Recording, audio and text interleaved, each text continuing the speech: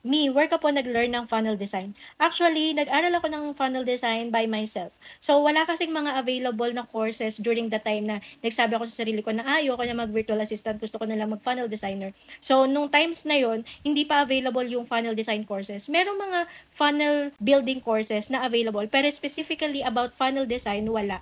Kaya ang ginawa ko is nag-aral ako kung paano mag-build ng funnels, and then later on, pinag-aralan ko kung ano yung mga tools na kailangan kong alamin at pag-aralan para makapag-design ako ng mga landing pages at may-implement ko siya na maayos sa mga funnel building platforms. So aside from dun sa pagde-design, is inalam ko rin kung paano siya magiging highly converting yung mga funnels na ginagawa ko. And then, yun yung mga ini-implement ko dun sa mga clients na ino-offeran ko ng funnel design service. So, simula nun, maraming mga freelancers and aspiring freelancers na gustong mag-funnel design yung lumalapit sa akin to teach them how to design funnels. And that's why I offered the very first in the Philippines, the funnel design course.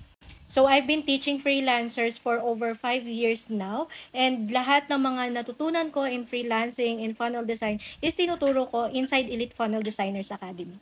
So, if you want to learn funnel design, I have a free community. Just visit the link on my bio.